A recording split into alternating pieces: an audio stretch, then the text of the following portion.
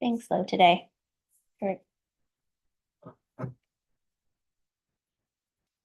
All right, we're live on YouTube. Okay.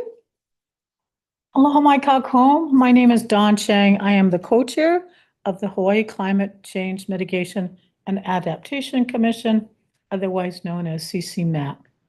Also as co-chair is Mary Alice with Department DBED.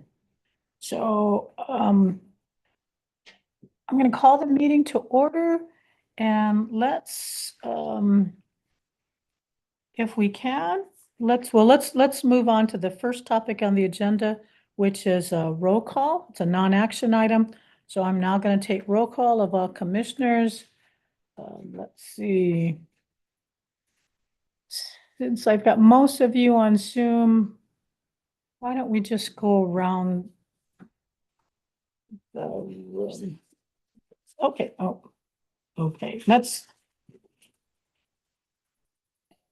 If I will call out and if you could just confirm you're here. So I have Mary Alice. I'm here. Okay. And from DBID, are you DBID's? Yes. Yes, okay. I'm Oh, the, no, OPSC.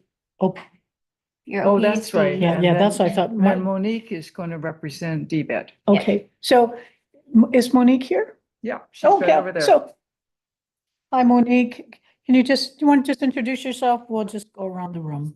Monique? Everyone, Monique Stamfus with the Hawaii State Energy Office representing Director Tokioka. Thank you. Do I have a representative from HTA? Not here. Board of Agriculture? The Department of President Ag? Earl Yamamoto for Sharon Hurd, Department of Agriculture, here and alone. Thank you so much, Earl. Office of Hawaiian Affairs? No. Not here. Department of Hawaiian Homelands? Aloha, Katie Lambert, present on behalf of Cully Watson for the Department of Hawaiian Homelands. Thank you very much. And I noticed Nancy McPherson, you're also here from DHHL? Yep, Okay, just thank back you. up. Okay. Representative, I see Laura from DOT. Hello, everyone. Department of Health? Good afternoon, Marianne Rossio, sitting in for Department of Health. Thank you. Thank you very much. Someone from, is it Haima, the Adjutant General?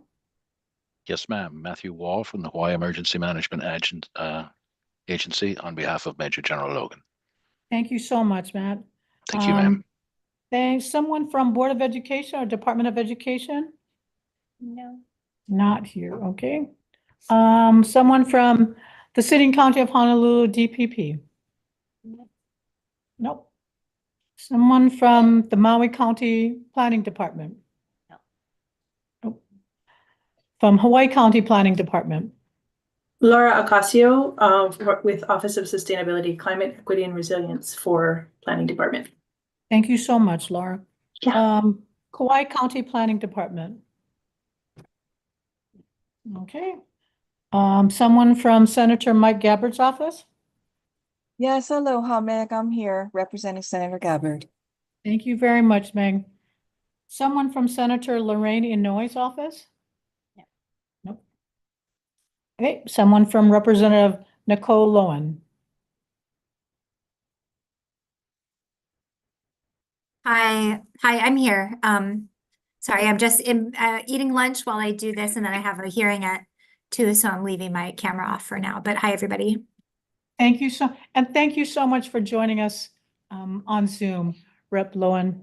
Always nice to hear your voice. Someone from Rep. Linda Ichiyama's office? Oh, sorry, it's Rep. Hashem. Oh, Rep. Hapsham. Okay, sorry. But also not here. Okay. Coastal Zone Management? Chris Liu, Coastal Zone Management Program Manager. Okay. I think, did I get everybody? I think that's it, right? So we have a quorum? All right. With that, we're going to move on to the second agenda item. It's the minutes of February 5th, 2025.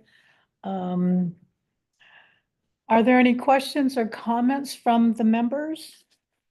We did receive edits from the ever vigilant Nancy McPherson, Yeah. Mahalo Nancy. Minutes have been updated and Okay. posted on our website. Oh, thank you. Greatly appreciate your diligence. Any other comments, corrections, or edits from any members? Okay. Yes, Yeah. Yes, Earl. that'll be, or is this gonna be by vote? If so, I'm refraining. Okay. Because I wasn't present. All right. Thank you for that, Earl. Any other comments or questions? But that's the same applies to me too, Laura Okay. Ocasio. This is my first meeting. All right. Thank you. You're abstaining. What do I need for majority? I need 5. Oh, I think we'll have more. Okay. With that being said, is there anybody from the public here to provide comments on item 2? Seeing none, I will close public comments, and I'm just going to call for the votes. All in favor, please raise your hand. I have 1, 2, 3, 4, 5, 6. 6 votes yes. So the motion passes with 6 votes. I do apologize. I see Keith Reagan from DAGS here. Thank you, Chair. Sorry, I'm having some technical issues with my camera, but I am present. Thank you so much. And I'm sorry, I also miss Rep. Lowens, who raised her hand in support of the minutes. Did I miss anybody else? Okay. Thank you so much. So with that being said, we're gonna move now on to agenda item, I guess it is 3, the discussion of climate bills. Leah? Yeah, just to note, I think Meg Turner also raised her Oh, I'm hand at the sorry. end there. Okay, Yeah, so okay. thank you, Meg. And mahalo for joining us, Meg. That's the end of the voting thing. So if you need to go off and rest, we very much understand and appreciate you joining us. Feel better soon. Okay. So as you folks are all very much aware, we are wrapping up the legislative session. So I just wanted to kind of share an overview of where we're at with our tracking of climate bills. Natalie has been doing an amazing job at keeping us organized and together as we track these through. So just a short presentation, and I also invite folks to also share anything that you folks have been tracking that maybe I don't cover, or also feel free to jump in at any time as I'm going through this presentation. So just as a quick status update, we went from tracking 119 down to 42 bills, from testifying on 52 to 19. And all of the bills we were named in are now dead. So we are no longer kind of leading on any of these. So things have quieted down, some for the better, some for the worse. Nevertheless, we have only 2 climate funding bills that are still alive and kicking. Both of these have seen some pretty significant changes as they have gone through the legislative process. I tried to outline those changes or the key points here in this slide.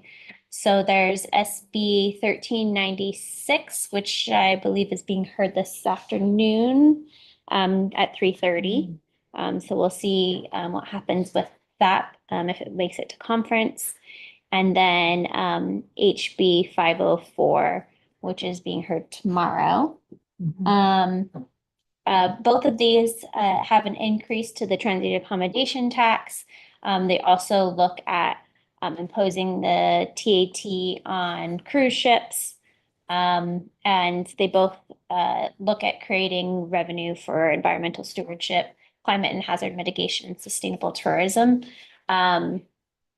It is still a question on how that mechanism will actually be provided to DLNR. I think is the primary source of both of these. And then also wanting to flag, and I don't know if Dawn, you want to say anything about 504? Oh, yeah, so 504, it's not a companion bill, but it is similar. It is to increase the TAT. It has very similar provisions. Unfortunately, there was an amendment to House Bill 504 and SD1. It added a Part 3, which was essentially to implement Act 90, which was to require DLNR to transfer the ag leases, primarily ranch leases, to Department of Ag. So DLNR's official position on House Bill 504, we support sections 1, 2, and 4, and we oppose section 3. So that bill is going to be heard tomorrow at 10, and I plan to be there. So any other questions? Seeing none, I can continue on. These are the bills we're tracking that are headed to conference. HSCO has a few here for slim hole boring for geothermal water and carbon sequestration. There's also extending the deadline to do energy portfolio standards, which is something that I think folks have been trying to pass for some time now. So it's good to see the progress it's made. There is a bill here on creating a clean fuel standard by 2028.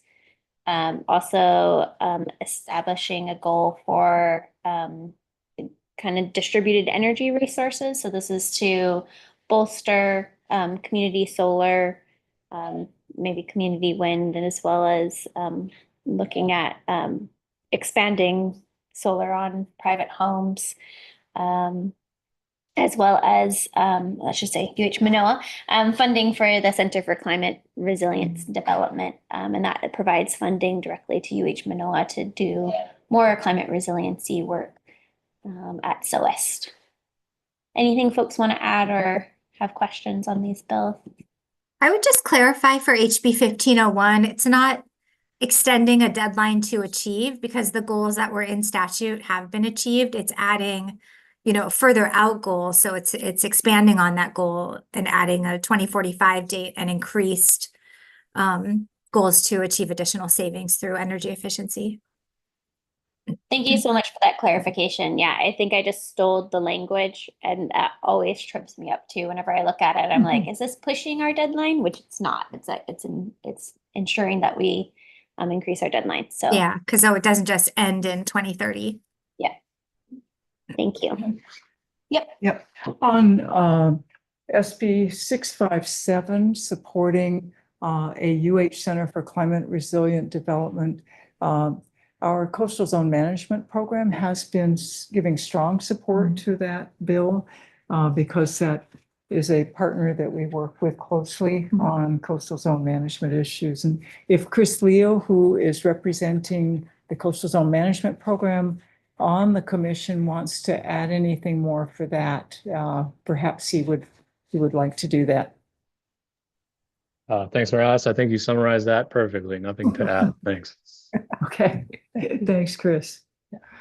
On a personal note, I do want to thank Rep. Lowen for inserting in Senate Bill 1396 a lot of the language, I think that was in, maybe I'm thinking of the biosecurity plan. There's been so many bills this No, year. it was 504. So Okay. it's the basically the green fees bill. It's just taking the Yes. language that had been worked on prior by Care for Ina now and you guys and everyone together instead of the Right. the CAT team's version of it. Okay. But thank you so much, Rep. Lowen. You have really been instrumental in moving these bills. So thank you for your help. Oh, thank you. No, thank you. You guys have done the hard work. Yeah. And I do want to thank and acknowledge Leah. You were following a lot of bills and providing testimony. And thank you both to you and Mary Alice for reviewing on behalf of CCMAC. So thank you for that. Can I add a comment? I don't know when is the appropriate time. Sure. Sorry, let me see if I can turn this on. The governor's two bills, and I think the kind of scraping the interest from the rainy day fund version is dead in both houses now, but there's, remaining 504 and the Senate bill, which I can't remember the number now. But a lot of the language in the purpose clause of about this had to do with the actuarial study that was, I guess, commissioned by the CAT team. And looked at like the need for investing in climate resilience statewide and what the cost for that would be. And that has not been released. Oh. So I don't know if there's anything that this commission can do.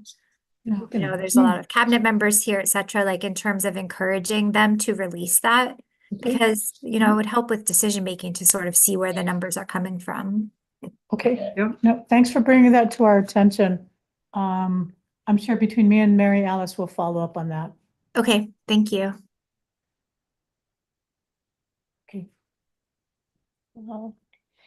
Other priority bills that are waiting to be heard or have been scheduled to be heard this week, which is the deadline, is the bill HB 309, which is looking at creating a inventory of fish ponds throughout the state, which is an important first step in the preservation and revitalization of these fish ponds. And that one has a hearing coming up Friday. The Green Jobs Youth Corps, I believe, has a hearing tomorrow that provides funding to perpetuate the Green Jobs Youth Corps that has been being operated through DLNR and by Kupu. And if I can just kind of add to that, so I think our intention is, so yes, the hearing on HB 316 is tomorrow before the Senate WAM. And it does appear as we're going to move in the direction of, in the future going forward, DLNR is going to incorporate the Kupu program into our DLNR operating budget so that it becomes part of DLNR. It may end up being scaled back a bit as I think the ledge is looking at giving us less money, but we really believe in the importance of the green jobs, as many of the Kupu interns have actually, transitioned into being full-time DLNR employees. So, and I think likewise, even with HEO and others who have used the Kupu interns, they have become a real source of, a workforce for those willing to work on some of these really important hard work. So any support you can all give, we'd greatly appreciate that as well. Thank you. Side note, I started off as a Kupu Is that member. right? Mm-hmm. Oh, that's Yeah. see? Yep. Success. We also have HB 344, which requires electric vehicle parking for all new construction in state buildings. HB 736 for UH wastewater pilot program that really looks at unique and innovative ways to deal with our wastewater problems. Because as we know, we do have a requirement to transition all cesspools into either connecting to the system or septic tanks by 2050. This is looking at ways that we can reduce costs for folks because the costs are, seeming rather astronomical at this time, but also looking at ways that we can improve the, because septic tanks are not a whole lot better than cesspools. They're an improvement, but how we can improve the processing of waste in places where you can't connect to sewer systems. HB 750 looks at waste assessments, so that's looking at diversion of materials for both composting, recycling, and what have you, so we can look at reducing our waste in the state. And then similarly, HB 751 looks at setting some waste reduction goals. As you know, there's two pretty severe crises happening on this island and Kauai, looking at having to create new landfills. Then Then we have HB 977, which is an opportunity for funding to be used from the clean energy revolving fund to be provided for assistance for underserved taxpayers. And then SB 552, which is a healthy soils program in Department of Agriculture. Any additional comments on there? I did get a comment here that HB 750 is a needs assessment for extended producer responsibility. Thank you for packaging waste. So that is requiring that, as producers create products, they also have to think about how they're going to dispose of those products or reuse them or recycle them or what have you. So thank you for that clarification.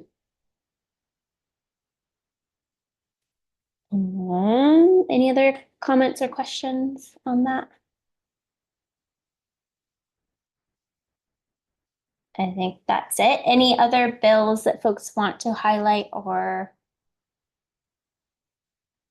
share with the group on their status, or possibly even I focused on bills that are still alive here. Are there any bills that maybe didn't make it through that folks are looking at for next session?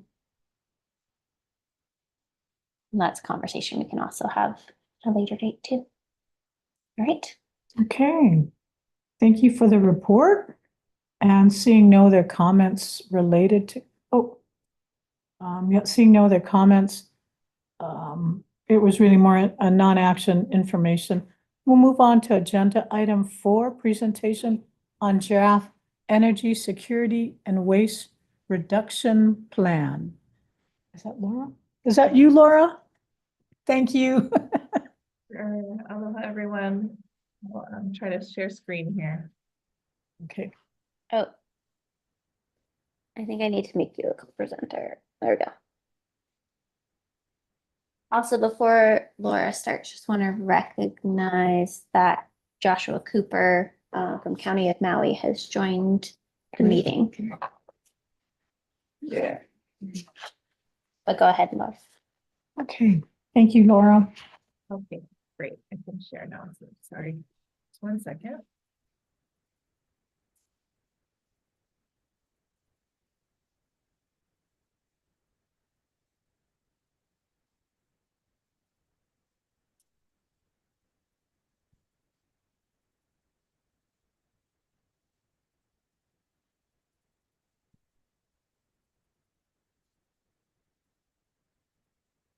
I can see your screen.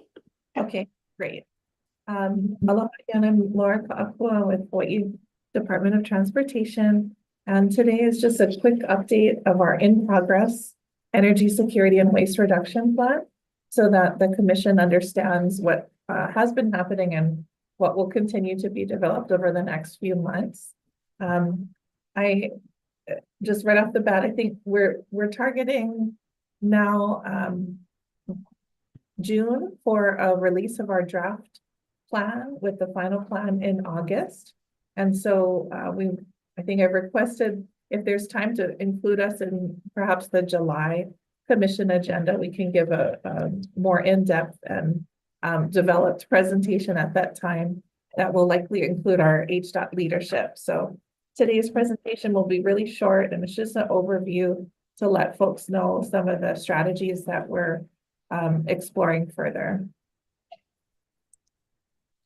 So we are doing this plan to reduce greenhouse gas emissions. We all understand very well the importance of our collective work to reduce emissions in Hawaii and for the health of the planet. Also well understood by this group is the large percentage, so 48% of Hawaii's emissions are from the transportation sector. And we get those numbers from the Department of Health's greenhouse gas inventory, which includes in that 48% all of the transportation activities that occur within Hawaii, as well as domestic activities that are starting in Hawaii and heading outside of Hawaii.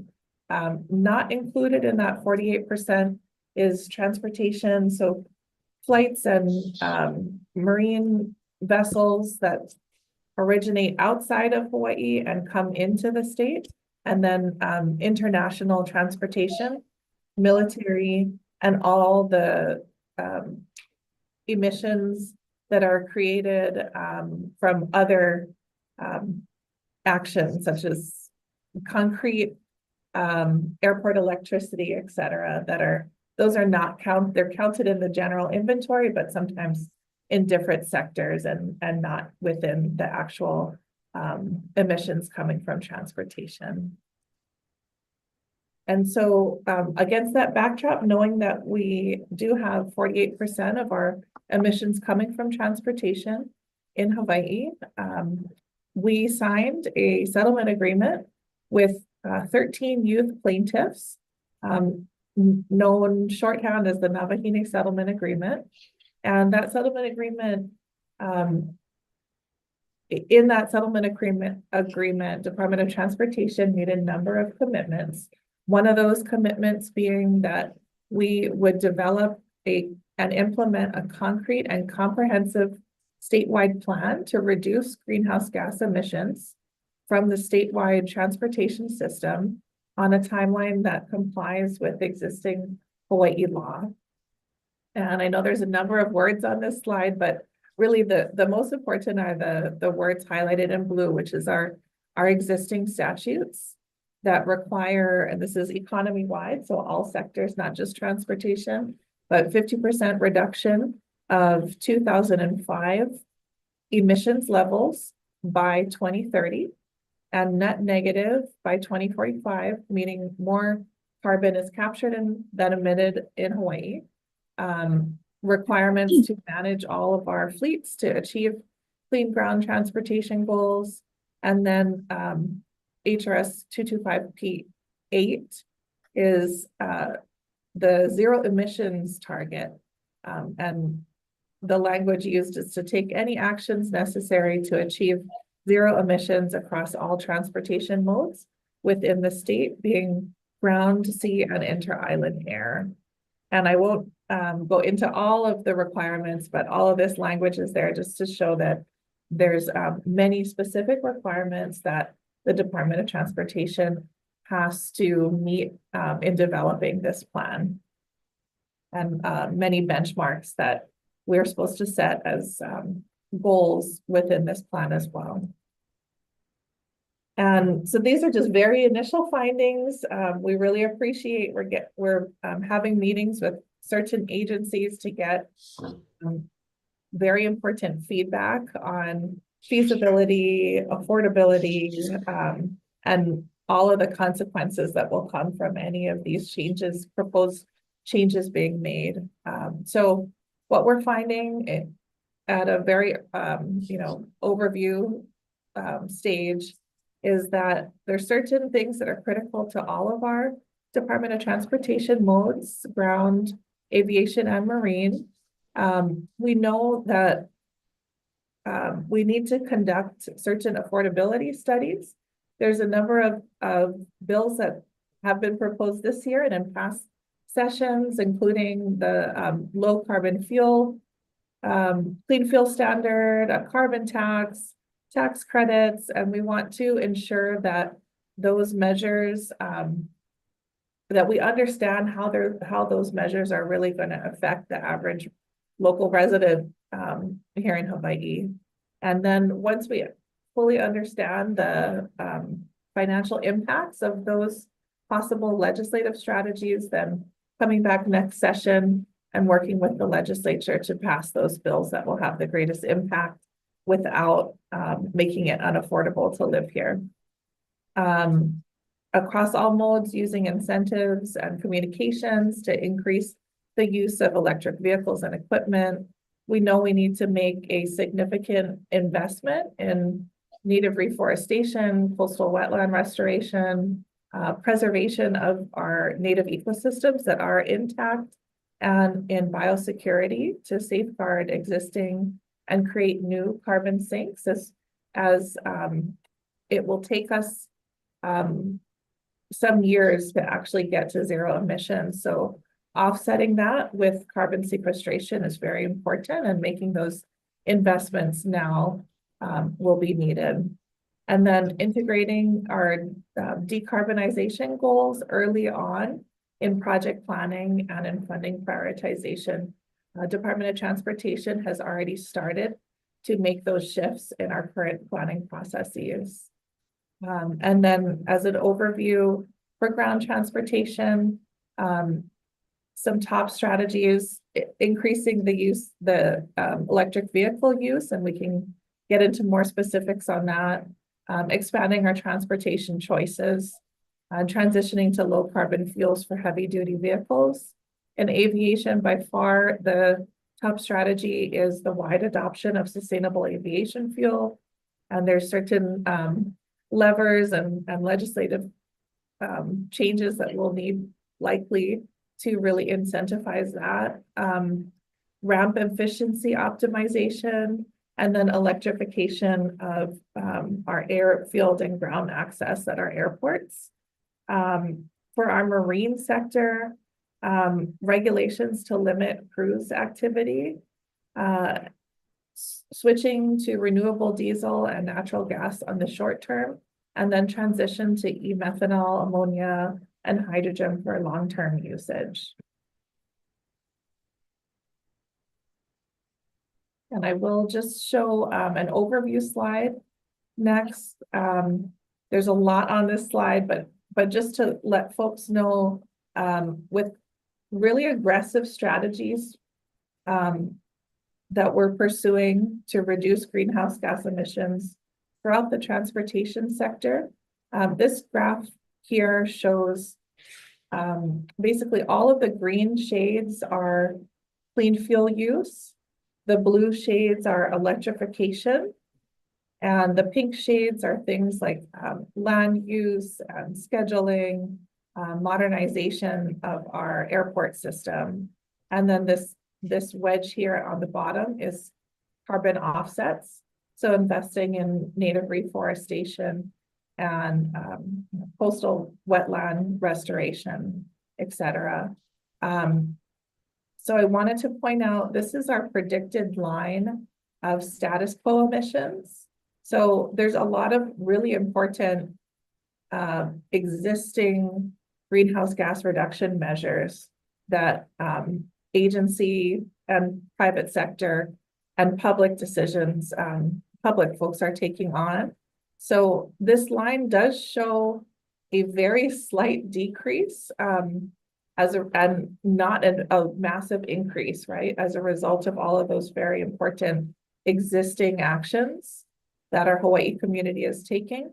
But we can clearly see that that's not enough to reach the state targets, notably 50% reduction by 2030 and net negative by 2045, and then eventual zero emissions within the whole transportation sector. And so I did just want to point out, like, even with all of our very aggressive strategies, we're finding it very difficult to come up with a plan, a legal plan that actually gets us to this 50% reduction versus 2005 levels by 2030. And with 2045 and investment now, we are predicting that with all of these strategies implemented, including investment into carbon sequestration, we will be able to collectively hit the net negative target for 2045, and then continue on from there in reducing emissions to an absolute zero as technology improves. So maybe I'll pause there. I've been talking for a little while and see if there's questions. And again, this is just to let the commission and the various agency representatives know where we're at in our plan. And then we would like to come back later in the summer and share out our very specific strategies and benchmarks. Great. Does anybody have any questions for Laura? I have a question. Yes, Rep. Was 2005 as the baseline year determined in the settlement? Was 2005 the baseline year determined in the settlement? I mean, believe- because you're saying 50% reduction, I think where you say on this chart, 50% reduction versus 2005, does that mean 2005 is the baseline year you're reducing from? Yeah. And how did was 2005 determined in the settlement, or was that just I believe picked? Because most of those goals federally are set against 2010. Yeah, I believe this comes right from, and I'm forgetting the exact statute right now, but maybe 225P5. Monique is I shaking. Yeah, I would suspect it's from 225P-5. That's the baseline year from that statute. Yeah. Okay. Thank you.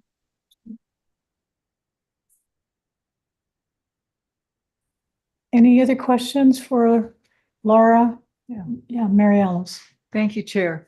Laura, on a previous slide, you had aviation highways and I think harbors. On the aviation block, yes, that one. You had a bullet point, electrification of airfield and ground access. I'm not sure what that means. Can you expand on that a little bit? Sure. For aviation in particular, aviation plays a role in helping to electrify our ground transportation. So there's a lot of, I think, both support equipment for aviation, as well as even our rental car fleets at all the airports, right? And so there'll be a number of strategies that we will actually have aviation in our airports be responsible for implementing that should result in not a decrease in the aviation emissions, but actually a decrease in the ground transportation emissions. Okay. And then, you know, working with PICO as well to increase our electrification at our airports entirely. So that would include putting rooftop solar on airports facilities to reduce the need for fossil fuel generated electricity at the airport? Yes. Okay, thank you. Yeah, I appreciate it. That's helpful. Thank you, Chair. No, thank you. Any other questions for Laura?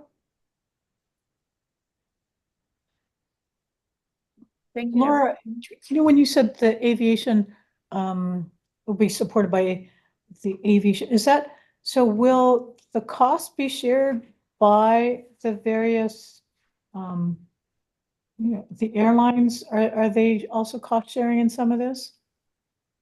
Yeah, great question. So part of our strategies that we're recommending would be, some will be legislative, right? Like tax incentives for to encourage locally grown sustainable aviation fuel. Some would be voluntary. So even though HDOT is the one putting out this plan, it's really identifying all of the needed partners to decrease transportation sector-wide. And so it will involve voluntary commitments that we're hoping the airlines would like to make towards our sustainable aviation goals, as well as the rental car companies, right? So we are kind of pulling everyone in to this plan. Is that going to also apply to the large, you know, the vessels that transport goods back and forth to? Okay, that's good. Yeah, absolutely. We're going to have goals for transition into cleaner fuels. So there's kind of a period of time where there will be transition fuels that will have less emissions, and then as even cleaner fuels come forward and become more readily available, having the whole marine industry coming into Hawaii transition to those fuels as well. Great, thank you. Mary Alice? Yeah. Laura, I have another question. Under your marine box there, there's a bullet, regulations to limit cruise activity. Can you expand on that and share what some of those objectives might look like and how they might be implemented? Sure. Yeah, all of these decisions, there's kind of trade-offs and hard decisions around every corner, right? And so when we think about, and our Harbors team will be able to really speak to this when we're ready to present you with our draft plan. But when we think about all of the goods and people coming into Hawaii, we understand that most of our food is imported. And we also understand that Hawaii is a really, it's tough for people just to remain here. And that affordability is like one of our top concerns as we're looking through these strategies. So we don't want to tax or make it more difficult for people to afford their groceries from those foods that are imported. And so having that as having affordability as a priority, the cruise industry is one of the contributors, right, to our marine greenhouse gas emissions. And it's one of those kind of trade-offs that knowing that we're not willing to increase prices for people just trying to feed their families, this is one of those trade-offs that we can make a pretty significant indent into the marine greenhouse gas emissions. You know what, I have to run. Can I make a quick comment? Sorry, just going back to the question I had about 2005. I don't, unless Monique, you know something, you can reference something that you're thinking of. It's not in statute 2005. I would just double check that because typically it's a 2010 baseline year when we talk about these things. So I can follow up with you, Rep. Lowen, and send you an email. okay, Yeah. thanks. Thanks, Rep. Lowen, for joining us. Appreciate it. Yeah. Laura, I just have one final question. So this was part of the Navahini settlement.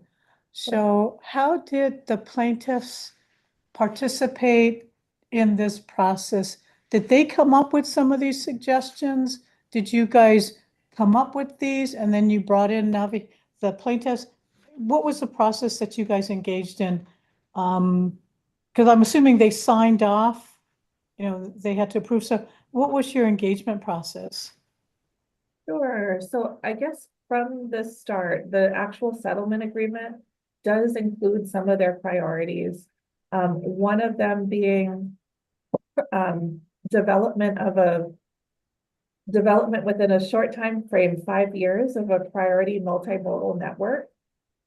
So significant investments into alternative, cleaner modes of transportation. And that's something that that's a strategy directly in our ground transportation sector. That's part of this plan, and that comes directly from the Navahini settlement. Another one is they wanted investments into carbon sequestration.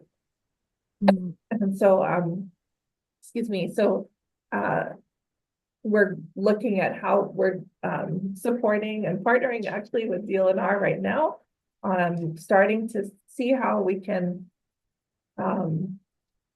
right now we're planting at least 1,000 or supporting the planting of at least 1,000 trees a year, but we're looking to partner even more so that we can really support sequestration that's going to have a huge impact on the greenhouse gas capture. So those are priorities from the start. Excuse me, I'll just take a sip of water. Okay, thanks. And then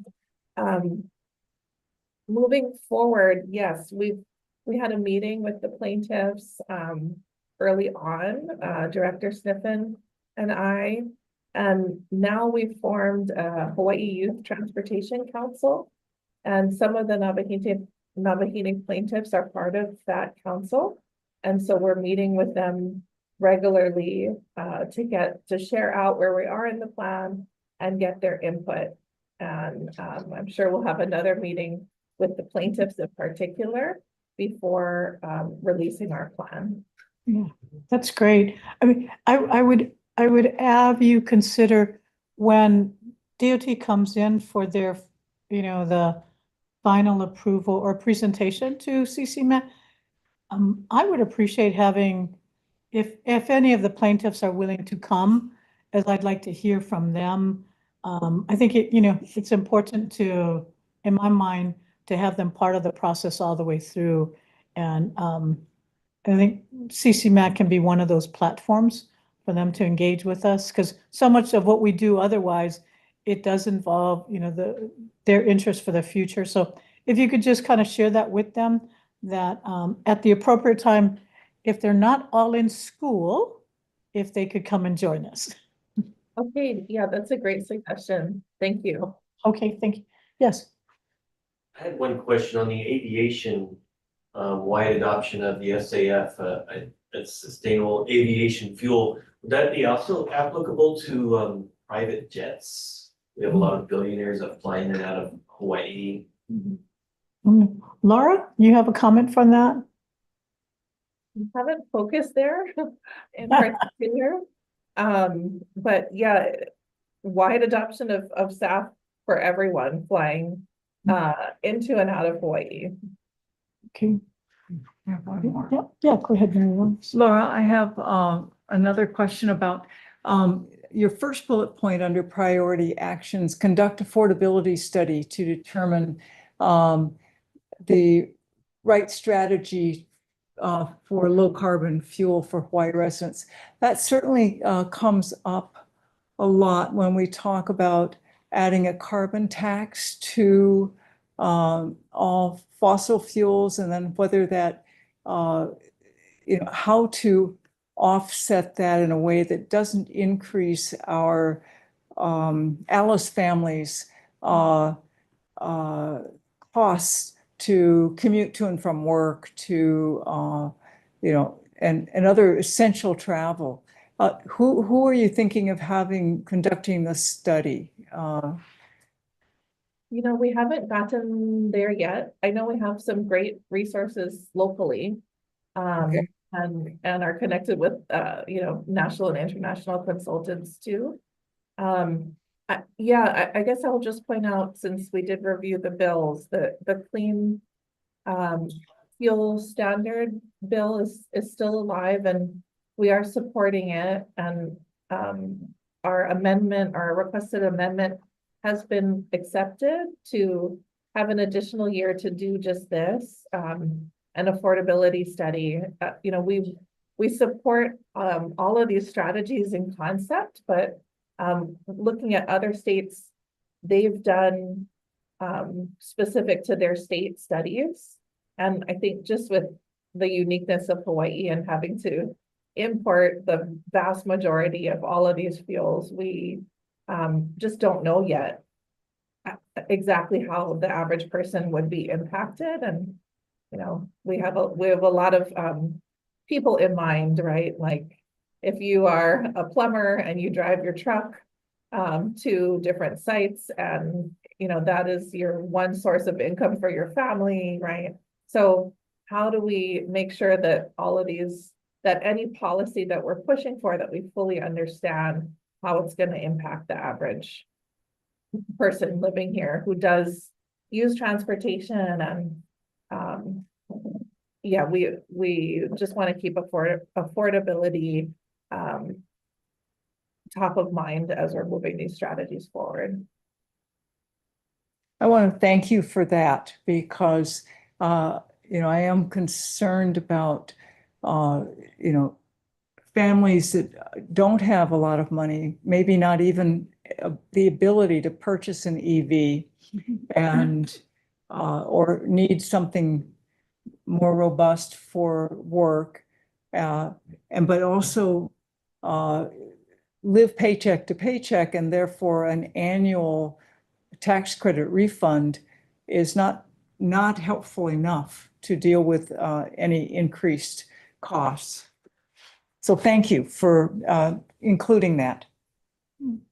Sorry, I'm still here, but I'll just chime in and say there was a study done by UH that the legislature asked for, gosh, maybe in 2019. I mean, I tend to agree about the impact to cost of living versus like what the value of what, like how what we would actually expect it to accomplish. But instead of talking about an additional study, maybe go look at the one that was already done. I can dig it up and send it to Leah to share. Yeah, thank you, Rep. Lauren. I know the study you're talking about. It's actually a great, great study. Really convincing, actually, regarding the carbon tax. And I think what we're trying to figure out is, I think like even this session, right, there's so many strategy or so many bills proposed, and they probably all have a lot of merit. And so just trying to look at like, is it, do we marry a few of these different things together, like the carbon tax or the clean fuel standard? Or do we, is one resulting in something much more affordable than the other? So it might be like a yeah, I mean, I guess we should talk about it offline. I don't know that I agree that that study was like super convincing in favor of we should do a carbon tax in my opinion. We could talk about it later. Okay. But yeah, I just didn't want to see a new study be done on the impacts. Yeah. When one was already done. Yeah. Sure. All right. Nope. Thank you. Great conversation. Thank you, Laura. Anybody else have any other questions or comments for Laura's presentation on behalf of DOT? No. Thank you, Laura. Is there anything else you wanted to add? Was that the conclusion? Yeah, no, thanks everyone for your time. We just wanted to let you know that this was happening and is underway, and we'll be back to share out more. Okay, thank you. That was very helpful, and yeah, no, appreciated understanding the overview that DOT is taking. And DLNR, I mean, we get it. Litigation sometimes motivates us to do things. So whatever it takes. So thank you for taking the charge on that one. All right.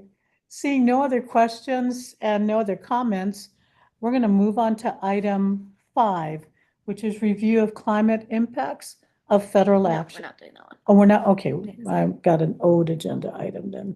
Okay, so the next item is actually the last item on our agenda. It's the coordinator's report on climate action pathways update. Yeah. Sorry for that confusion. We are at the end of our agenda, and as always, I'll be quick and concise. But get ready because we do have a few asks of folks throughout this presentation. So I just wanted to give folks, I know you're familiar with our climate action plan. I just wanted to give some updates with the changes that have been going on at the federal level. We were initially told back in December last year that they were going to extend the deadline for our initial report to December of this year. They have now said that if we don't have that contractually amended, that they are going to require us to submit the report when 2 years after we received the grant. So which for us will be July 11th. So we've kind of had to shift gears a little bit and make sure that we're able to meet that deadline, which we believe that we will be able to meet it. But just to let folks know that that timeline has moved up. We've also hired Sustainable Solutions Group, SSG, as our contractor to do our calculations. This is a new contractor that the state has not worked with before, and the reviewers of this just really enjoyed how visually attractive they presented information and the simple language that was used in their report. So we're really hoping that they will help us to present all of this very complex information in a very digestible, meaningful way that we can communicate to broader audiences. Can I ask who are the principals of Sustainability Solutions Group? You can. Let's see if I remember their names. I know that Jeremy and Carol, but I don't remember their last names. Are they from here? Or are they? No, they are not. They're Okay. they are an international company that primarily works in Canada, but they also are have offices in America. But they do have local folks that they are working closely with to help us with all of this. Okay. And we're also right now the phase that we're in is we are identifying the specific measures that we will include within this. We have our working groups that we have in the different sectors that we helped to build this list of 224 different measures. On the right-hand side of the screen here, you will see some examples of different measures from different sectors that have been identified. And currently what we're doing is working within these working groups to refine this list. So because obviously we can't have them do carbon calculations for 224 measures. So we're helping to refine that per sector to have some priority lists measured, but we will maintain this larger list just as a helpful guideline for us to identify, different ways that we can achieve our 2045 carbon net negative goal. So if anyone here is not aware of, their various sector measure working group and would like to be involved, please let me know. We can get you looped in on those conversations. It's definitely not too late, and we'd love to have your input and collaboration. One other thing that I would like to add is that, while the EPA guidance has been very much focused on carbon reduction or greenhouse gas reductions, we have done a lot of outreach. Primarily Bill here has been doing a lot of outreach and talking to communities about what their priorities are. And in his analysis, what has shifted up to the top is really sea level rise, flooding, drought. Yeah, some of these other kind of more adaptation resilience types of topics. So because these are prioritized by communities, we're going to bring some of that into this report because we really want to respond to folks' concerns. We're also, water was another big one. So we're going to, take a deeper look at what these measures are and how we're looking at things and trying to fold in all of those concerns into all of this together. So some portion of the scope of work will be the one that complies with the EPA grant scope of work. And then there will be additional sections to the report that will fold in previous work with the Climate Change Commission and its partners. Is that what I'm hearing? Yeah, thank you. Okay, thank you. Any questions? Well, I'd like to thank Maui County for stepping up to the plate here. Josh Cooper. It looks like Maui County is playing a very appreciated role in helping with the climate change action plan.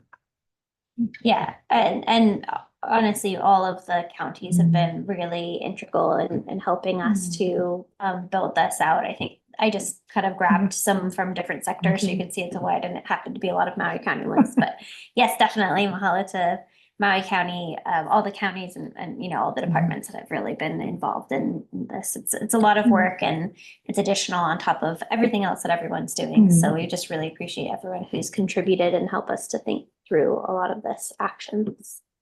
Great. Any other questions? Oh, I'm sorry, go ahead. Yeah.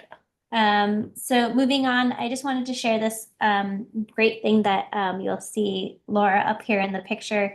Laura and I were able to attend a workshop on green budgeting It was just a really great opportunity for us to see what other folks are doing throughout the US and Europe on how they're looking at how budgets line up with their kind of climate goals.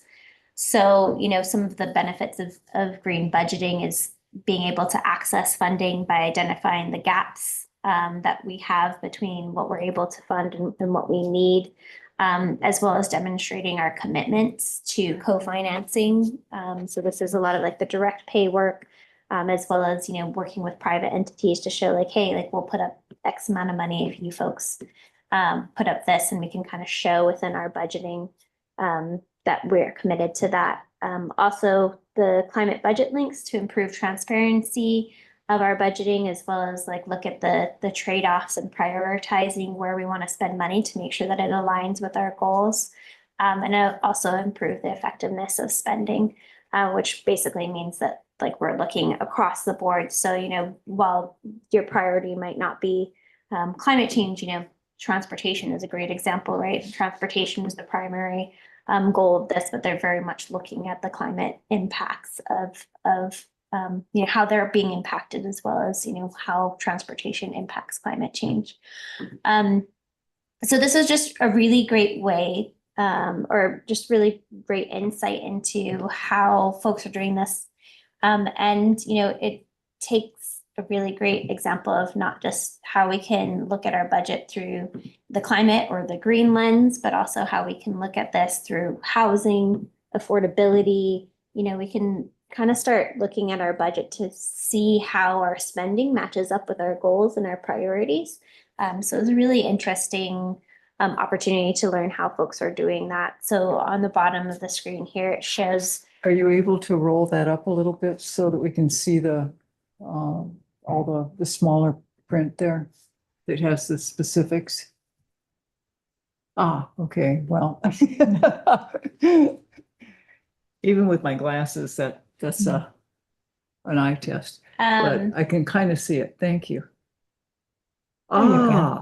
Thank you very much. No problem. So this is an example of how some folks have categorized things. So for each budget line item, let's say, you're buying electric school buses, you can identify, does this reduce emissions? If so, it's green. Yeah. But let's say you're buying school buses, but it is fossil fuel, that will increase emissions. So it's unfavorable and would fall in the kind of red maroon category here. But then let's say we're paying salaries, that's kind of neutral and doesn't really have an impact. And then there's some that like maybe we don't have enough information about. So that the example that we had was buying organic lunches for schools, right? We're not sure, was this sustainably produced? Where is it imported from? What's the carbon, so we don't have enough information to know if that's a positive or a negative. So it's just it was a really insightful exercise. It was just really, again, great to connect with folks across the world who are looking at this, and folks that have already implemented some of this and the lessons learned that they've had, and opportunities that it's presented them. Laura, anything you want to add to this? I know I'm kind of putting you on the spot here. Let's see, we are including green budgeting, or at least trying to do a pilot of green budgeting as part of our administrative actions in our energy security and waste reduction plan. And I think budgeting in this way, all of us in agencies are budgeting every year. And what this does is it just helps us understand if if our spending and our budget line items are all actually meeting our environmental and climate priorities. So I think it's a great first step. It's really just more information for decision makers, for the heads of each agency, and then for the legislature, if they were, if everyone one day were to do green budgeting, then when the legislature receives everyone's requested budgets, they would be able to see what those, green, brown, or neutral spending categories were. Say it's a year when they really want to prioritize climate actions or resilience, they can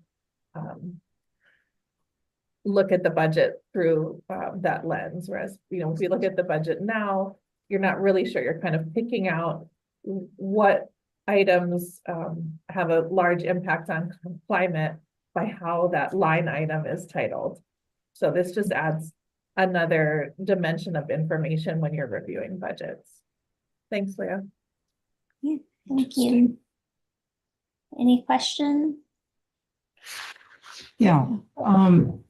It looks like the focus in green budgeting is on greenhouse gas sequestration or reduction. Is there a similar lens to look at funding for adaptations for climate resilience or climate protections? You want to take that, Laura? Yeah, I think you're right that the most of the countries or states that have started green budgeting, they've made, like Hawaii, greenhouse gas reduction goals. And this is a way to help them understand if their spending is actually leading them towards reaching that goal. But the methodology of doing green budgeting could later be expanded to adaptation, or like Leah mentioned, other state priorities as well, such as healthcare or education. Yeah, and there were different ways that folks could do it. So they were looking at like circular economy, they were looking at greenhouse gas, they're looking at, natural resources. So you can design it as we would want to prioritize it based on our state priorities. Yeah, I'm envisioning these concentric circles. Yep. And what's the one in the middle that between, I always have difficulties here at DLNR in the sense that we have competing public interests. So when you make budget requests, what are all of those different goals or objectives or interests, and utilizing sort of this green budgeting methodology, one circle here, one circle, different interests. There's got to be something in the middle, the sweet spot that meets all of our different goals, all of our different policies, and maybe that becomes that is just too rational of a way for which to decide budgets. That I think that, yeah, there are some things. Yeah, and this is not a good time to mention that during the legislative session, obviously. So, but yeah, some rational way to prioritize budgets requests that they are in alignment with various goals. Well, thank you. I appreciate you guys sharing this. So many different tools, and how do we use all of them? Thank you so much. Is there anything else that you have? Yeah. Okay. I just wanted to mahalo all of you folks again for sharing your climate action actions that you submitted earlier this year or late last year. We've started posting about them on Instagram to kind of share all of the great work that you folks have been doing. And we will be following up with you in the next couple of weeks to kind of see how your progress is going. We promise you it's going to be a very simple, like tick yes, no, good, moving forward, not, started, what have you, but we'll make it as simple as possible so that we can, continue to track that on our website on how that's going. And so if you, this is just kind of say, if you folks have made some great progress or really would like to highlight anything as you are going, we'd love to collaborate with you. We have some great, amazing vistas, as you can see, that are designing some beautiful social media posts. They're also willing to come out and meet you and maybe do some filming to help highlight the work that you're doing. So please let us know as you are progressing on those, if you'd like us to help to support, to promote and highlight that work. You might want to DHHL. Oh, thank you. So you always focus on Yeah. Yeah, you don't focus on all the other good stuff. It's all like, oh, where's the little Where's the error? thing? No, Yeah, yeah, thank yeah, you. yeah, yeah. Thank you. Okay, okay. Thank you. All right, and then this is the last one, meetings. Our next meeting is going to be June 4th, and then following that, August 6th. So it's just to highlight also, you know, Laura, we won't have a July meeting, but if the August one works with your timeline, we'd love to have you then. And the picture down here is to say, you know, we would love to get everyone together in person, because I think it's always lovely to have us all in person.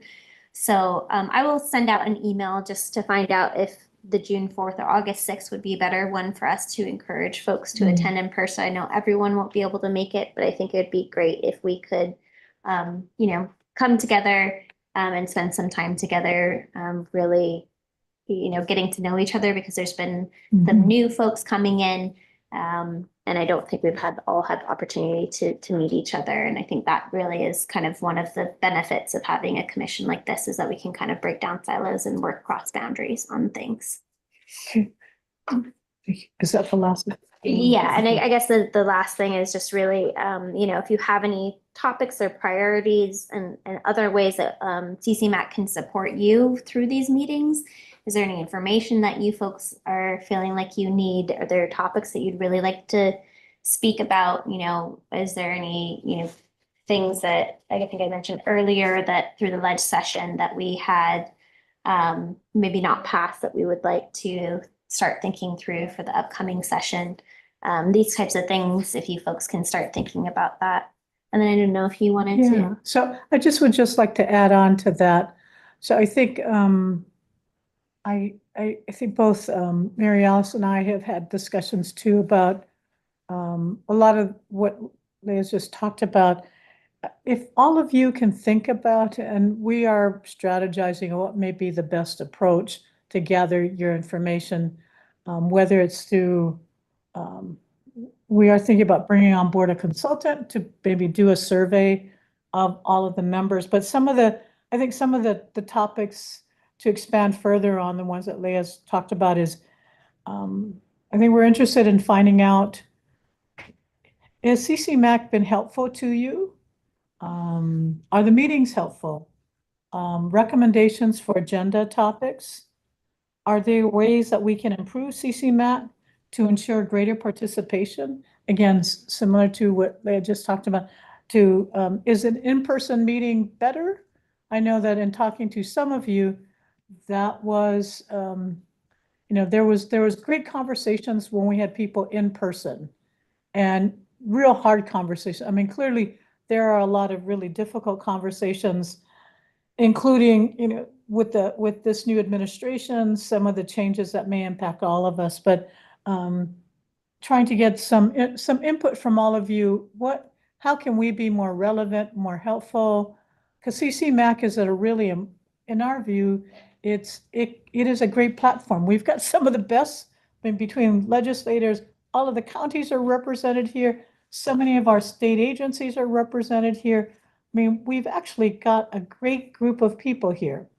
And I'd like to find ways to be more interactive, rather than just, you know, we get a presentation and then we comment on that. But how can we get topics that are interactive and really generate the kind of discussion, some of these hard questions that we're all going to be facing? As you know, I find myself this legislative session being reactive.